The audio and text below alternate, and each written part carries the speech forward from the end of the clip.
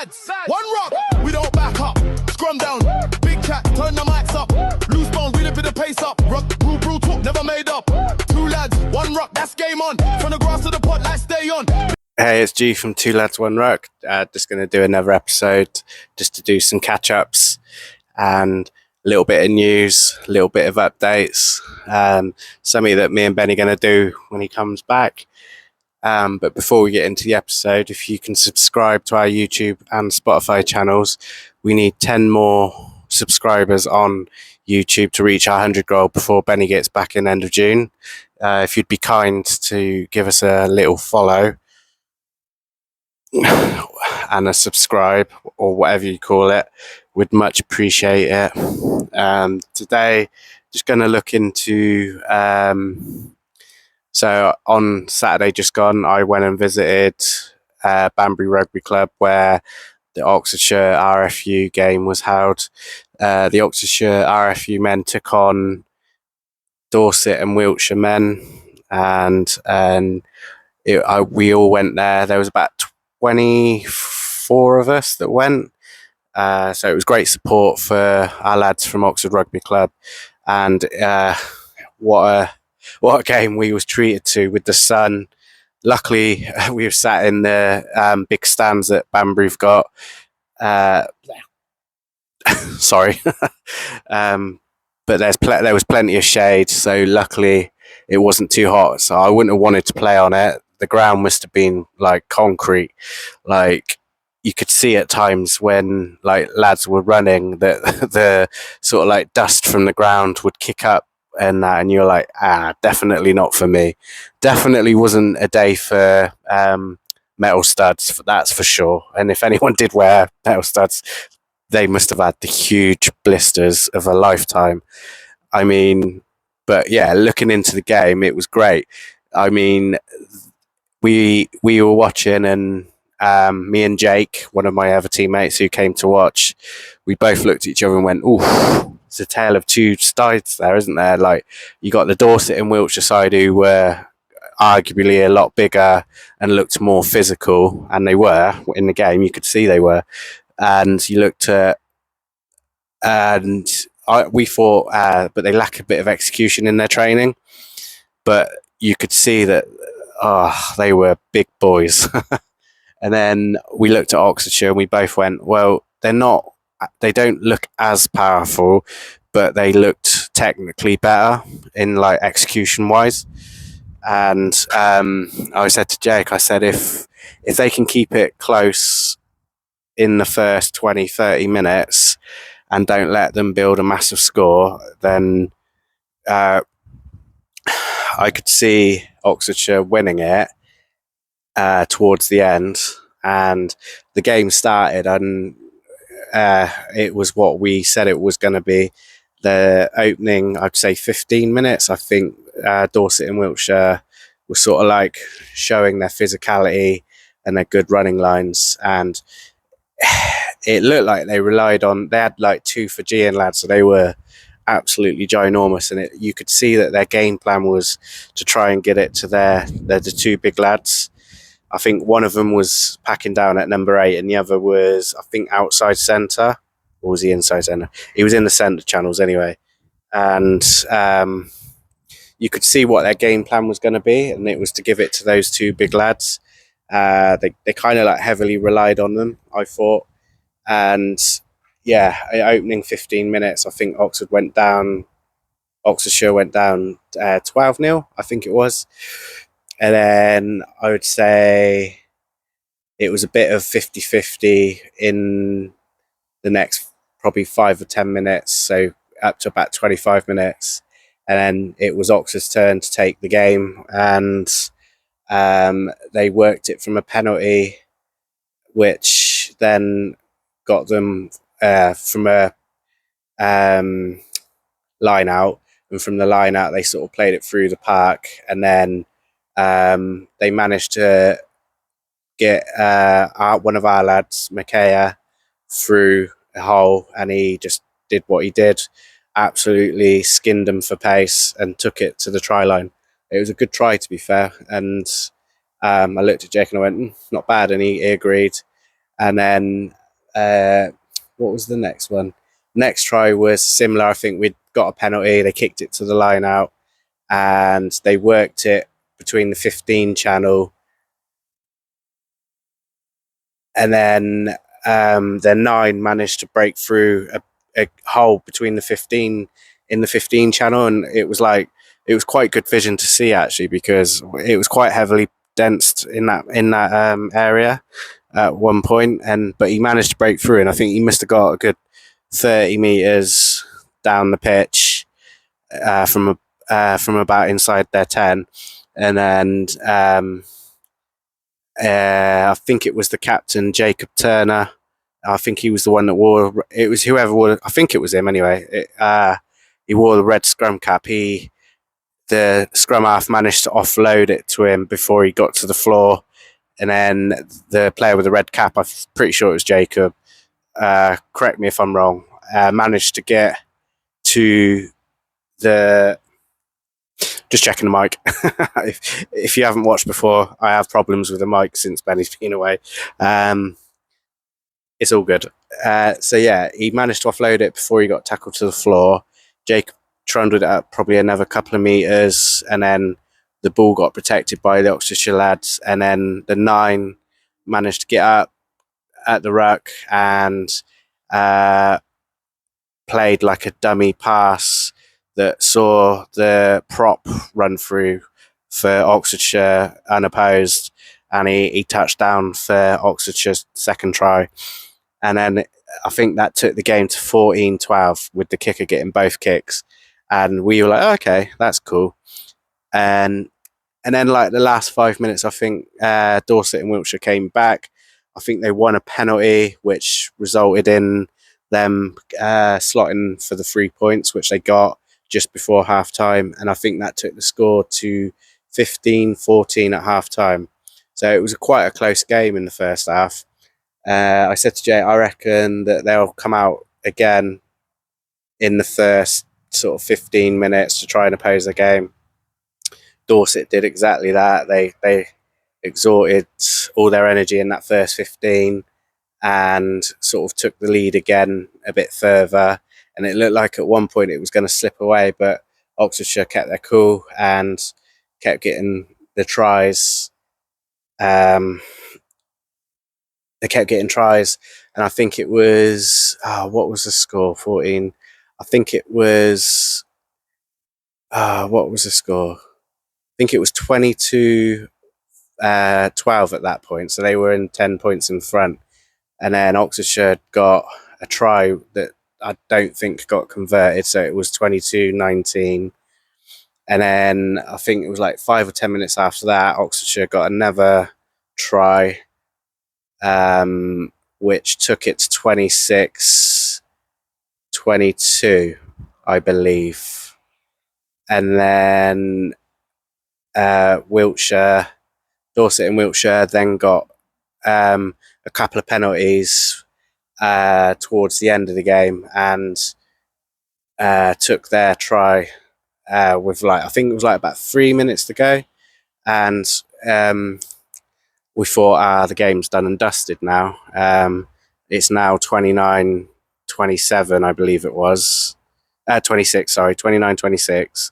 And what was it? 29-26? Yeah, it was 29-26. And then I think there was 3 minutes to go. Oxfordshire put a kick off and made the tackle, and within a few seconds, Pat was onto the ball, which is one of our lads. He managed to force a penalty off of Dorset and Wiltshire for holding on. Oxfordshire kicked it into the corner, probably about 10, 12 metres out. By that point, from the try that Dorset and Wiltshire had scored, we'd got 2 yellow cards, one from foul play, and then the second one was, I don't know, but he just got sent off because I didn't really see it. So they were down to 13 men with 3 minutes to go. But yeah, as saying, Pat turned it over, kicked it in. Oxfordshire kicked it into the corner. They caught a maul They took a maul and drive like the other 2 tries that they had scored that in this game, and it was getting traction, and it looked like it was going to slow down at one point, but then I think 2 or 3 other players joined in, and then Oxfordshire managed to rumble over and score the try with less than a minute to go in the game, and it it the feeling must have been great, because I've been involved in games where we've either kicked for the points to win, or we've scored a try that meant we win in the last minutes. I mean, it's a great feeling. Not when you're on the opposite side, because I've been on the opposite side where they've scored last minute of the game or something, or last few minutes, and it's not a great feeling. But I think Oxford went up to 31-29 at that point, and Oxfordshire, sorry, keep saying Oxford, but you get the principle. And then what was it? I think the kicker missed the kick, but I think there was approximately 20 seconds left in the game after the kick was taken, and Oxfordshire managed to gather it and obviously see out the game and won the game 31-29, and it was a very close game.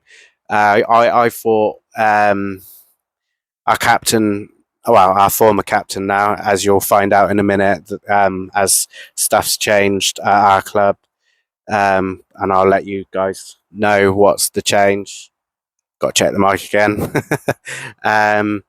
So Ben Reid, oh mate, what a player this guy is. He's all over the pitch. He does this great thing. I don't know if you've ever watched him, you'll see it. He does a clap like that, and then he'll mount somebody, and he did it probably about 5 or 6 times in the game, and you could hear the clap go, and you're like, yeah, bang, and then he would absolutely mount the guy.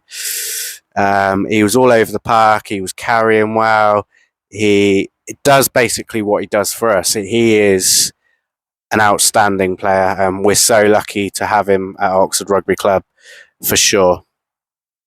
And that, yeah, he was great. Gassy, he played 35 minutes and was all over the park as well, and he scrummaged well, he was tackling well, and yeah, he was great as always. And he's someone that you want on your team because he's just an absolute unit with some pace. And yeah, I mean, he's a great player. And then you had Makaya. No surprises that he's got dancing feet. He gets through gaps. He's a very powerful lad as well. He was good at tackling. He was good at communicating, and he deserved his try that he got, that sort of got Oxford back into the game in the first half. And then Pat come off the bench. I think he played about 20, 25 minutes of the game, and again, he didn't look out of place at all. Like, he stepped up. When Oxfordshire needed him, he managed to get that important turnover right at the end that ultimately helped win the game. Obviously, you had to get them all, and you had to set it all up, and you had to drive out, and you had to score it. But ultimately, if we wouldn't have got that penalty, I don't think we'd have probably won. So well done, Pat, mate. Great game. And the 2 lads that were on the bench that didn't get a game, because they weren't picked, unfortunately, was Ben Rowland and Leo Jones. They were the ultimate teammate. Even though they weren't selected, they still turned up. They ran the teas on. They rang the water on as whenever they could. They were just as much as important than the players that were on the pitch, in my opinion. And for you two to do that shows how dedicated you were, and it shows that Oxford Rugby Club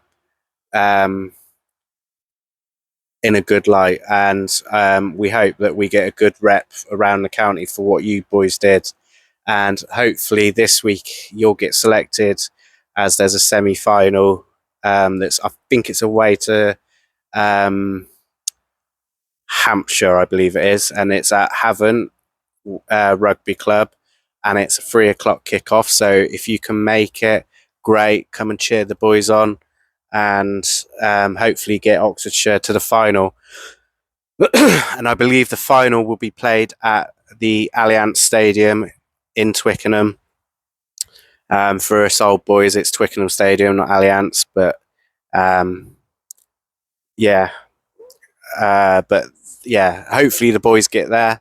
If not, they've done Oxfordshire and all the rugby clubs around Oxfordshire proud, and I'm hoping to make it.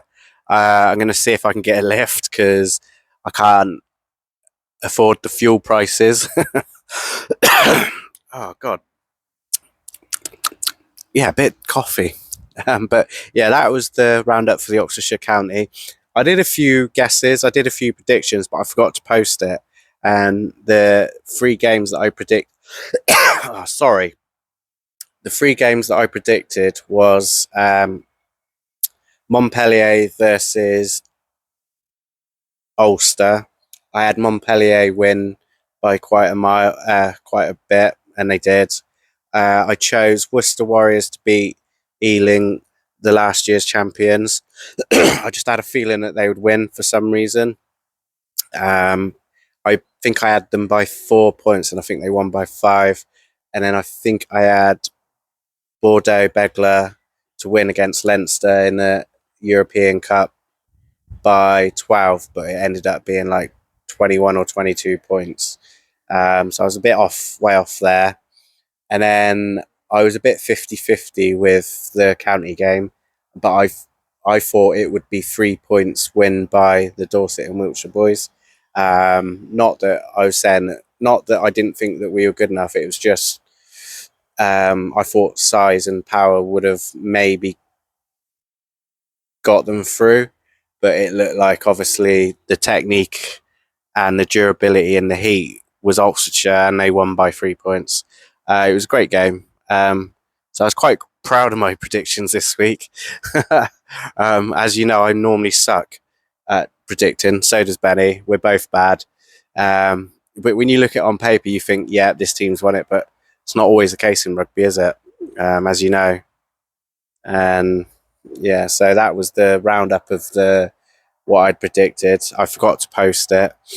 But there we go. And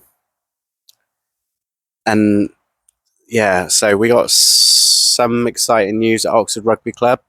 As you saw on our social media, we've had a big change up because Dom Matthews, the former DOR and head coach, and Rory Grutwell and Tom Wowes, who have all stepped down in their positions due to work commitments or family, and they've excelled for the club for the past 5 or 6 seasons, and ultimately got us where we are. Their record is incredible. I mean, it's incredible, and we've gone from having only 6 lads to a team that can compete at level 7. We haven't had a team in level 7 for I think nearly 20 years, over 20 years now, and we had a fair crack at level 7 last year. Our first team did. Second team did okay this year, but ultimately we paid the price for injuries. It's the first year that we've probably had a lot of injuries and serious injuries in the club. So obviously a lot of our lads from the twos had to step up, and by all accounts they didn't disappoint, and they didn't look out of place, and some of them have probably warranted the shirt over some of the possible first teamers we've had this year, which is great for the club, and the recruitment's going well at the minute. But going back to Dom, Tom and Rory, they put the club in a real solid. So like I said, from going to 6th senior men training, because we had some bad years when I first started. It was going downhill, and it just But yeah, them three reignited the club in the right step. So we won level 9, which would be now the county's 3, but it was BBO2 when we were competing in it. And then we went up to what was BBO Premiership, which is level 8. Got second place 2 years in a row, and we were lucky that we just couldn't get over that final line because unfortunately only one team up per league went up from level 8 upwards. So one from north and one from the south, and we were unlucky, but we persevered, and the 24-25 season we became champions of that league, and thoroughly deserved, and which enabled us to get to level 7. We also did well in the cup. We managed to get to the county cup final, ultimately losing to Wallingford, unfortunately. It was a shame that we did, but there was nothing we could do on the day. Boys played their well, but ultimately we kept going, and Dom, Tom and Rory made a goal this season for us to win 10 games. We fell short. We only got 9, but it was close to our goal. We thought 10 victories would put us higher, but with this year, this league was so competitive that anyone from outside the top 2 could beat anyone, and that was the case. But unfortunately, due to work commitments and family, they've had to step down. But they'll be around the club. Dom's still going to be around as a player, which is fantastic.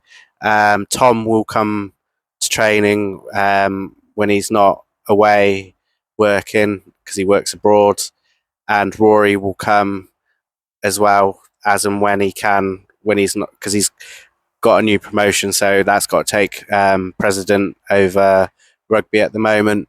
But cheers, boys, you've been top for the club, and without you boys and the backing from the club, you've left us in a better space, and you've left the shirt in a better space, and that's all you can ask for when you're a coach is or a player, leaving the shirt in a better place. And you boys have done that, and thank you very much for all your hard work.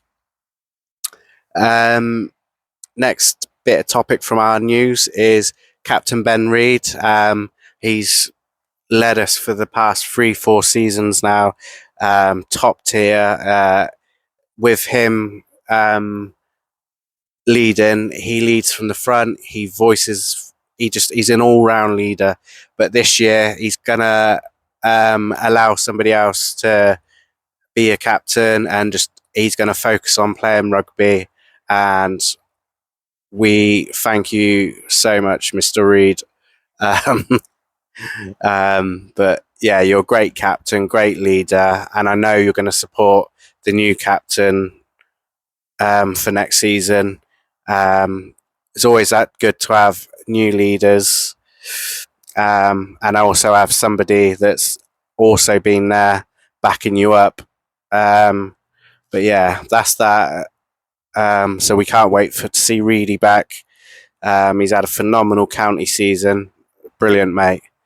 Brilliant. I think you've been really good this season in the county, and see you in the summer. So with all that, all the changes have changed at the top. So new head coach is Mick Willoughby. Mick's been in the military for the past 37 years. He was highly ranked in the military before he left the army, left service. He will bring a lot of good traits to the club. He will bring fitness. He'll bring physicality. He will bring communication. He'll sort the admin out. He'll be a great fit for the club. And if you guys want to get behind Mick and join the club, get behind him, come and join. He's set up a brilliant team and put a good team together, and the team that he's brought in is going to be great. So the club and Mick have chosen first team captain this year, and it is Pat Copeland, who has been a very good player for the past 3-4 seasons that he's been at the club with us, and I'm looking forward to seeing where we go with Pat. So if you boys can get behind Pat and support him, make it a good experience for him, it'll be amazing. And Mick's also got backs coach Elliot Donaldson, who comes from the Ulster Academy and has been asked to come and help our backs play at a better style, maybe. Not better style. Like, I don't know how to say it. Just like coaching the boys from his experience being in the academy. We know what he's like as a player. He's a phenomenal player. Most teams hate playing against him because he's deceptively quick and powerful. And unfortunately, he's had to have a knee surgery because of an injury last year. So until he gets better, we won't be seeing him on the pitch. So the next best thing is to get him running the back line and getting all the boys in place and letting lads know what each job that he expects of them. So it'd be good to see him. We've also got a new strength and conditioning coach alongside Mick, who is also very good at strength and conditioning, but his name is Dennis, and Dennis will come from Results Abingdon. It's a gym that's based in Abingdon. He will provide his experience. Who he's also taught a lot of rugby players about conditioning and strength and conditioning, I should say. Oh God, sorry. But he's got over 15 years of experience. He's worked with a lot of rugby players, anywhere from grassroots to semi-pro. And we'll look forward to seeing Dennis put us through our paces in the summer. We have also got Jade and Ethan, who are the glue and the tape of the club. They will be back with us next season. So, as always, they will be the heart and soul of the club. Heart and soul for the players and the management, ensuring that we get on the pitch safely and we get off the pitch safely. So without them, it would be not good for us. And they are, like you say, the biggest glue in the puzzle, biggest piece in the puzzle. You know what I mean. You know what I'm trying to get at. Well, hopefully. But yeah, without them on match days, we're well looked after by them, and it's great for the club to have them down again. And then Mick's also secured, I believe it's one of his colleagues from the army. His name's Ash Atkinson. He's currently studying to be a sports rehabilitation therapist, which is the sport version of a physiotherapist.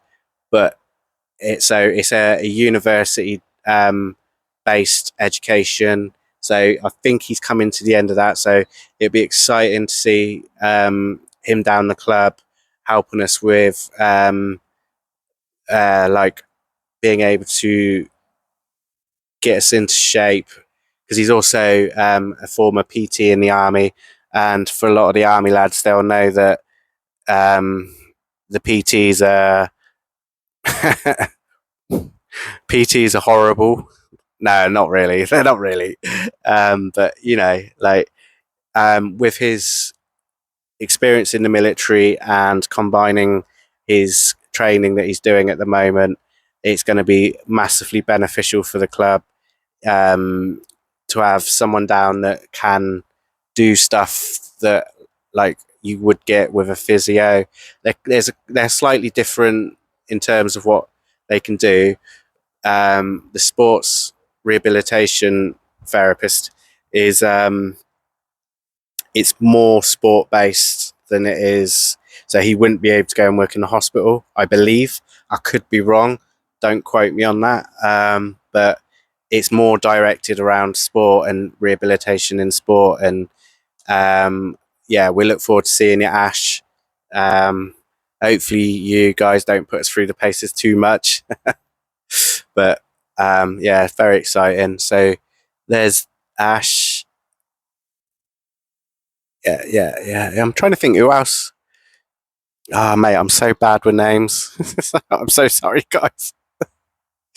Mm. Right. Yeah, I believe that's it. Mick, Pat, Jade, Ethan, Dennis.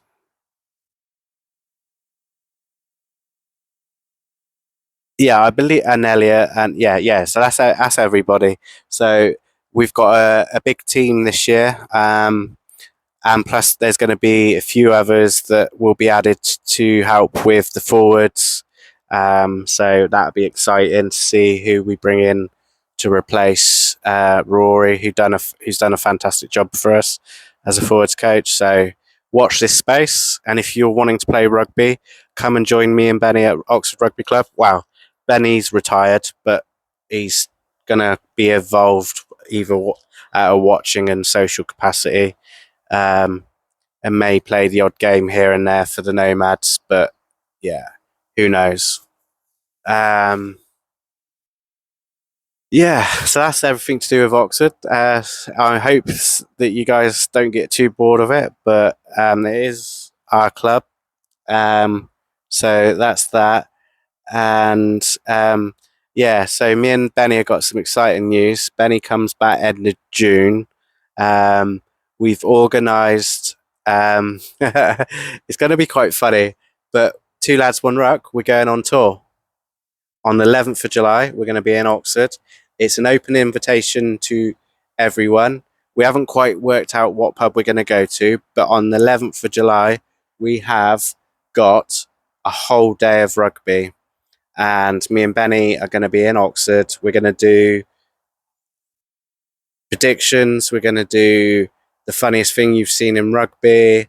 But it's not going to be like a full episode. It's going to be a lot of clips that we may formulate together in one big video, or we might do it like shorts. We haven't quite figured that one out, but we'll get there when we get there. But this is an open invitation to everyone that follows us or watches us or supports us. Come and join me and Benny in Oxford on the 11th of July. We will update the times and the pub as soon as possible. We'll put our poster that we're advertising. Just DM myself or Benny to say that you'll come in, and we'll have some beers, we'll have some laughs, we'll do some clips, and it's open to everyone.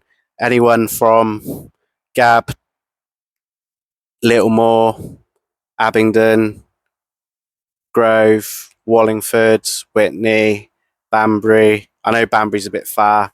I know a lot of these places we're naming are a bit far. Oxford Quins, Wheatley, Chippy, like any of the teams, Chinner, any of the Chinner lads want to come down, any of the Henley boys come along, you're all welcome. And Didcot, sorry, forgot you Didcot boys. So if you fancy coming into Oxford, more than welcome. Get together, have a laugh, talk about rugby, talk about a lot of shit. But it'll be a great day. So yeah, Two Lads One Ruck on tour. Follow us. Come and get involved. We would love to see you down. And nearer the time, we will update the times we're going, and sort of the games we're going to be watching. But yeah, just feel free to message us. Feel free to get involved. Feel free to come along, and we will have a good day. So that's 11th of July, Two Lads One Ruck on tour in Oxford. Beers, beers and rugby all day, silly chat, rip the piss out of each other, rip the piss out of each other's clubs, or not, it's up to you. But yeah, open for invitation. And if you don't want to come, you don't come. But if you do and you fancy a day on the beers, get involved and just drop me and Benny a message on Instagram, Facebook, or if you've got our private numbers, also message us. And then, yeah, we'll look forward to seeing it and having a great day on the old beers. Yeah, but that's everything so far. So this is going to be on YouTube. And as I've told you before, I got 10 more subscribers. So if you'd be so kind to follow us or subscribe, I should say, would much appreciate it. First goal is get 100 subscribers. I need 10 more. If we get more than 100 before Benny gets back, fantastic. But I'm aiming to get 100 before he comes back, because it's been hard since he's been away, as you all know, as I've said in the previous. But if you would be kind to subscribe to our YouTube channel and our Spotify channel, be much appreciated. We're also on Instagram, Facebook, TikTok. And at some point, when we get a bit more technical and a bit more advanced, we're looking to do live streams on Kick, where we watch games and we do our opinions, and you'll see all the silly shit that we do. Maybe it's something that I've got to talk to you about, Benny, about doing actually. But yeah, but if you could follow all our other social medias, much appreciated, and share with a friend. And if you've got any comments, leave them in the chat, and I will do my best to read them out. But much appreciated. Cheers, guys. One rock, we don't back up. Scrum down, big chat, turn the mics up. Loose bone, read a bit of pace up. Ruck, brew, talk, never made up.